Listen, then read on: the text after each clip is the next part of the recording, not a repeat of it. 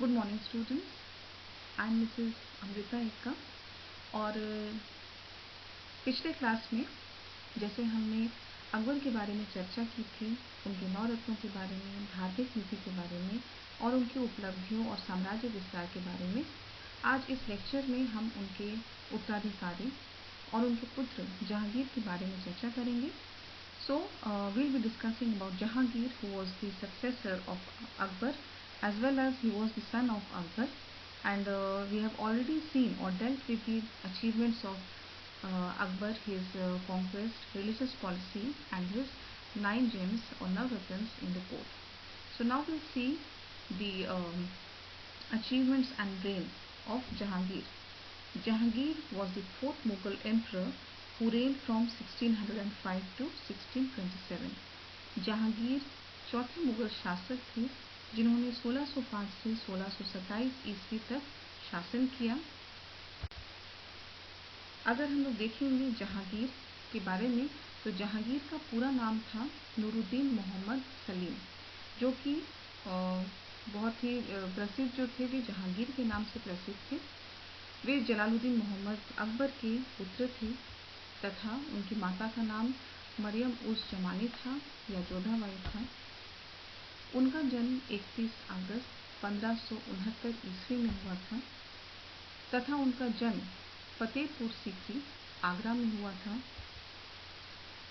उनकी बहुत सारी पत्नियां थीं और ऐसा माना जाता है कि उनकी लगभग 23 पत्नियां थीं, 4 पुत्र और 1 पुत्री थी। जहांगीर की मृत्यु 7 नवंबर 1627 ईस्वी में हुई थी, जब वो 58 वर्ष के थे और उनकी मृत्यु कश्मीर में हुई थी। मृत्यु के बाद लाहौर में उन्हें दफनाया गया था, जहां जहांगीर का मकबरा भी स्थित है। इस प्रकार हम देखते हैं जहांगीर के बारे में कुछ तथ्यों के बारे में हमने चर्चा की है। सो we'll discuss some of the basic things about Jahangir. Jahangir, as he was popularly known, his full name was Nuruddin Muhammad Salim. As he was the son of Jalaluddin Muhammad Akbar and mother was Maryam uz Jamani or Jodhabai, he was born on 31st August 1569 in Fatehpur Sikri, Agra. He had about 23 wives, 4 sons and 1 daughter.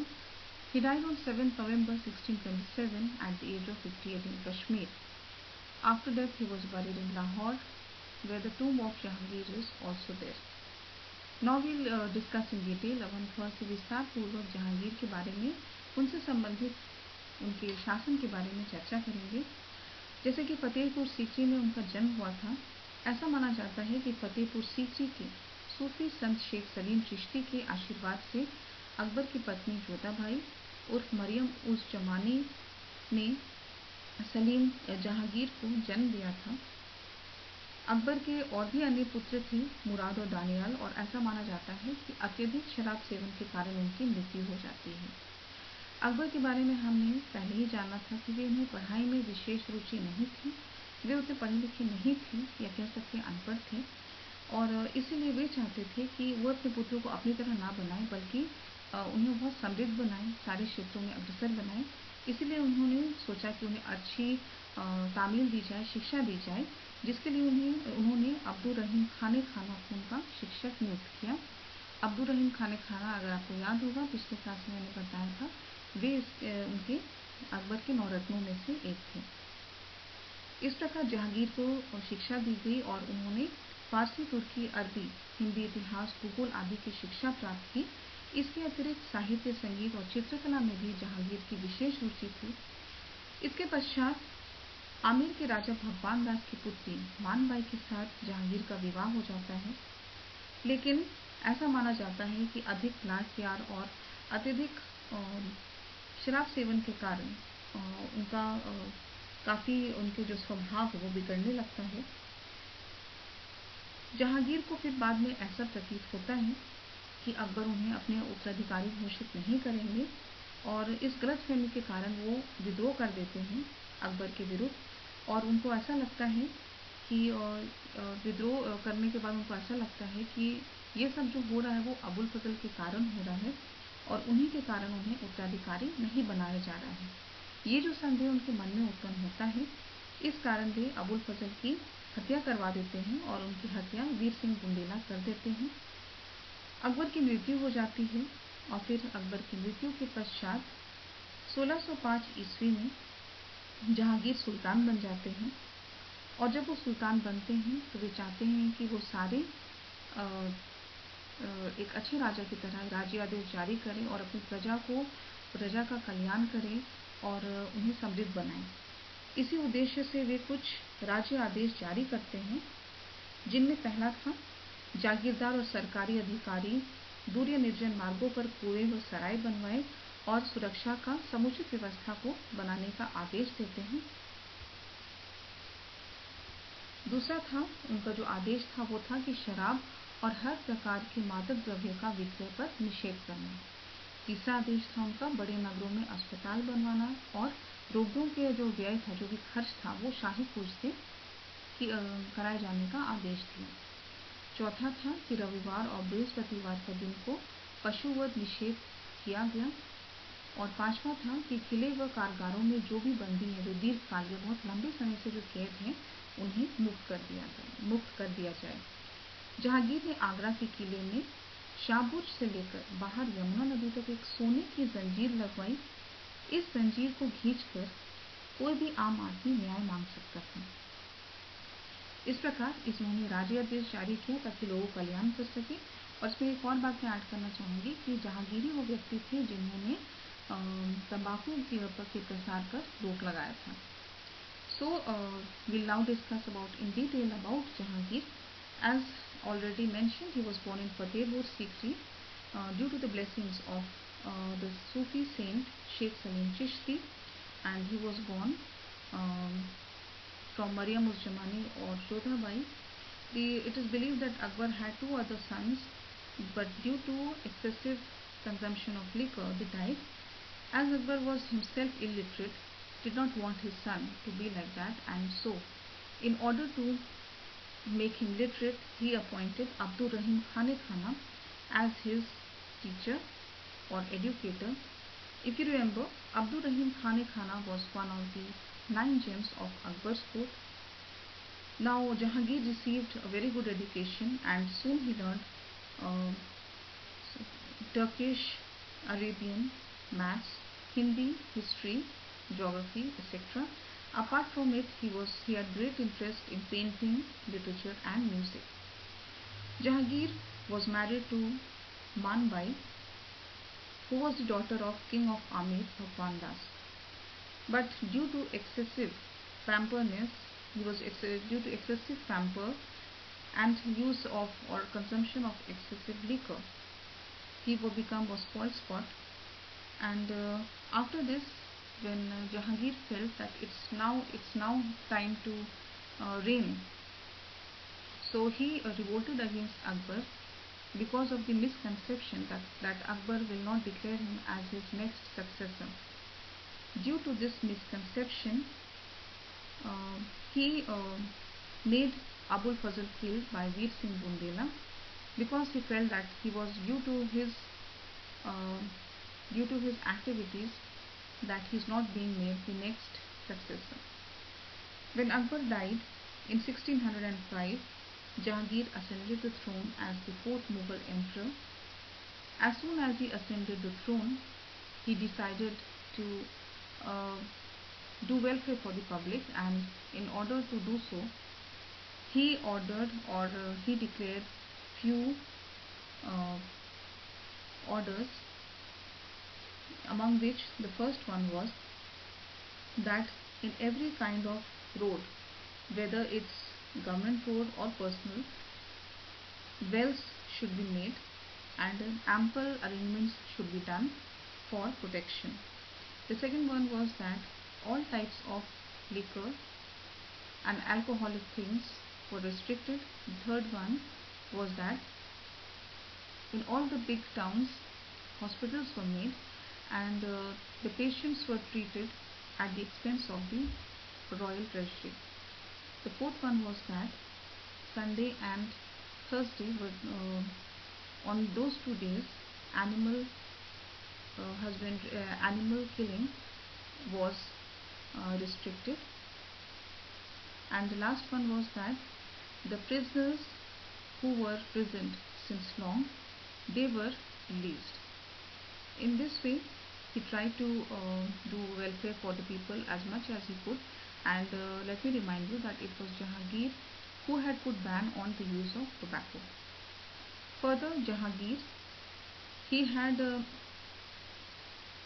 made a long gold chain which was tied from his fort in Agra till the Yamuna river. So if anyone wanted to seek um, seek some wanted to plea for some problems, he could pull that chain and ask for justice. So in this way, by adopting these measures, Jahangir wanted to do welfare for the people. Jahangir ने अकबर के विरुद्ध विद्रोह किया था, और जैसे कि इतिहास कहा जाता है, इतिहास दोहराई जाती है, उसी प्रकार इतिहास दोहराया गया। और जहांगीर के पुत्र जो खुसरो थे, उन्होंने भी उनके विरुद्ध विद्रोह किया। खुसरो जो थे वे मान सिंह की बहन के पुत्र थे।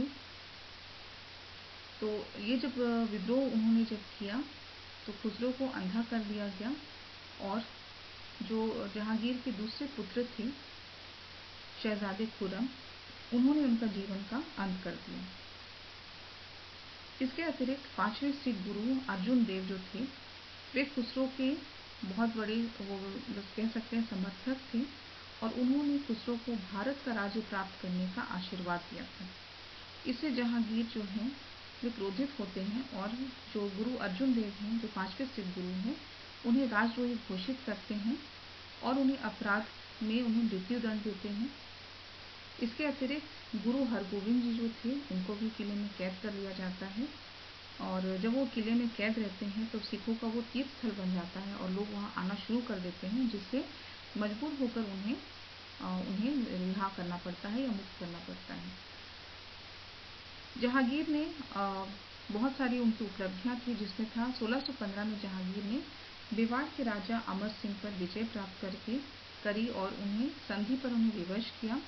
और वहीं दक्षिण भारत में अहमदनगर का योग्य वजीर जो थे मलिक अंबर, मुगलों को जो बहुत ज़्यादा उनको परेशान कर रहे थे, वहाँ उन्होंने अपने दूसरे पुत्र खुर्रम को भेजा, और खुर्रम ने बहुत ही सफलतापूर्वक उनके साथ संधि संपन्न कर लेते हैं, यानी कि मलिक अंबर के साथ संधि संपन्न कर लेते हैं।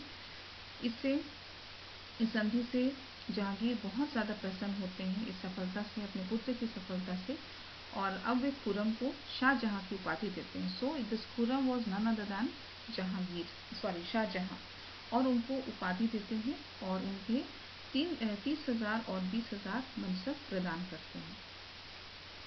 So we see that apart from the welfare measurements, we see that as history repeats itself, as Jahangir had revolted against his father Akbar, so in the same way the elder son of Jahangir, Khusro, he revolted against his son, and Khusro was the son of Man Singh's sister, and in order to suppress him, he was blinded and he was killed by Prince Khurram, who was the other son of Jahangir. The 5th Sikh Guru Arjun Dev, he was a supporter of Khusro, and he had blessed him to obtain the land in India.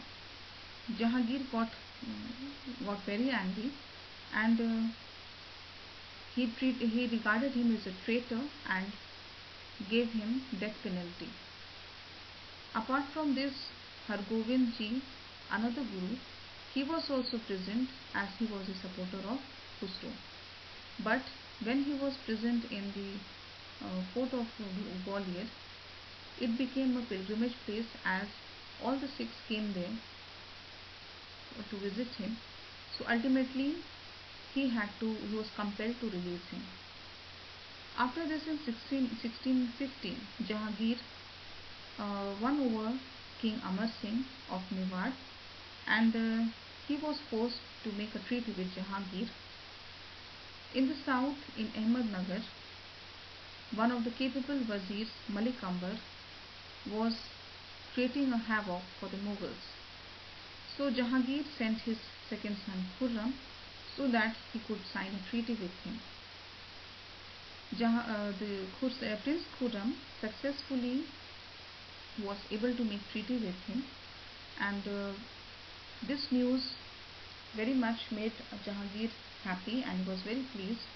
And due to this treaty signed, he awarded him with 30,000 and 20,000 mansabs, and it's from here that Prince Khurram was given the title or named as Shah Jahan.